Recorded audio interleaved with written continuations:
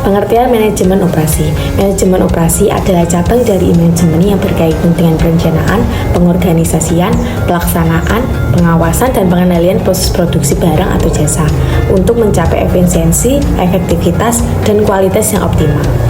Tujuan manajemen operasi yang pertama ada memastikan keberhasilan melalui pemanfaatan sumber daya secara maksimal.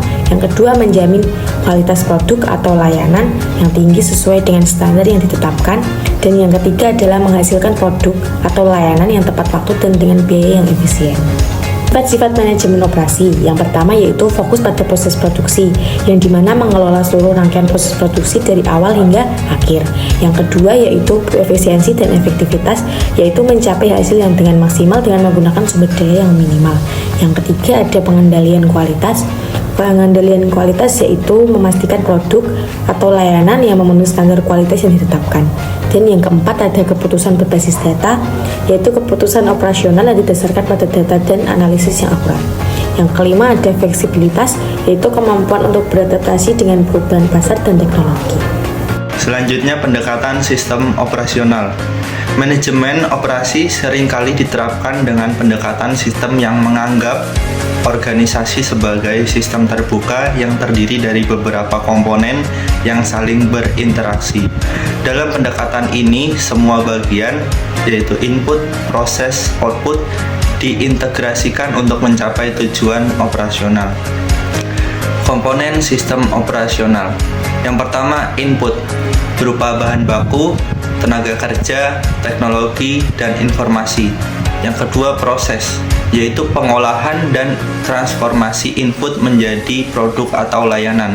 Yang ketiga, output, produk atau layanan yang dihasilkan dari proses. Contohnya seperti proses manufaktur, pengolahan makanan, pelayanan rumah sakit. Di sini saya akan menjelaskan perancangan sistem operasi. Yang pertama yaitu tujuan perancangan sistem operasi. Perancangan sistem operasi bertujuan untuk menciptakan sistem yang efisien dan efektif dalam mendukung proses produksi. Ini mencakup perancangan fasilitas, alur kerja, serta penggunaan teknologi dan sumber daya lainnya. Yang selanjutnya yaitu aspek perancangan sistem. Yang pertama, desain fasilitas. Desain fasilitas ini menentukan lokasi, layout, dan fasilitas yang diperlukan untuk produksi.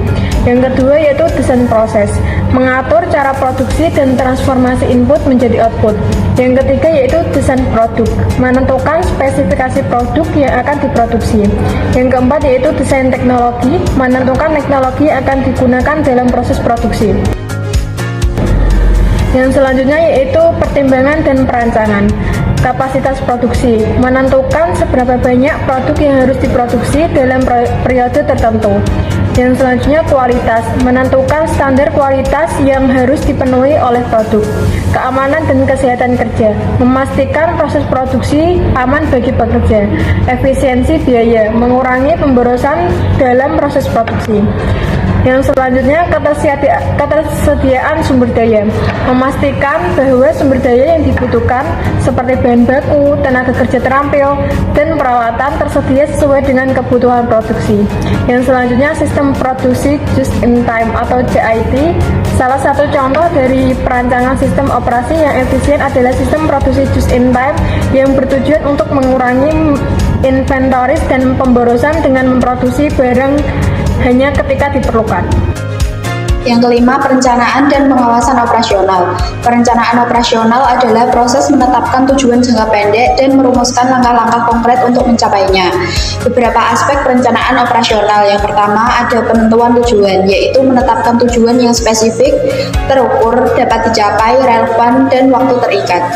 Yang kedua, identifikasi sumber daya, yaitu mengidentifikasi sumber daya yang tersedia, termasuk manusia, material, dan finansial yang diperlukan untuk mencapai tujuan. Yang ketiga, pengembangan strategi, yaitu menyusun strategi dan taktik yang akan digunakan untuk mencapai tujuan yang ditetapkan. Yang keempat, penyusunan jadwal, yaitu menetapkan timeline untuk setiap langkah dan aktivitas yang akan dilakukan. Yang kelima, perencanaan kontingensi, yaitu menyusun rencana cadangan untuk menghadapi kemungkinan hambatan atau perubahan yang tidak terduga. Kemudian pengawasan operasional. Pengawasan operasional adalah proses pemantauan dan evaluasi untuk memastikan rencana dilaksanakan dengan baik dan tujuan tercapai. Beberapa aspek pengawasan operasional. Yang pertama ada pemantauan kinerja, yaitu mengawasi dan mengukur kinerja berdasarkan indikator kinerja yang telah ditetapkan. Yang kedua, analisis varian, yaitu membandingkan hasil aktual dengan rencana untuk menentukan adanya perbedaan dan penyebabnya. Yang ketiga, pengambilan keputusan, yaitu mengambil tindakan korektif jika ada penyimpangan dari rencana atau jika perubahan lingkungan memerlukan penyesuaian strategi. Yang keempat, umpan balik, yaitu mengumpulkan umpan balik dari karyawan dan pemangku kepentingan untuk perbaikan berkelanjutan. Yang kelima, pelaporan, yaitu menyusun laporan mengenai hasil pengawasan dan evaluasi kinerja untuk digunakan dalam perencanaan di masa mendatang. Hubungan antara perencanaan dan pengawasan operasional. Tanpa perencanaan yang baik, pengawasan tidak akan efektif karena tidak ada standar untuk diukur.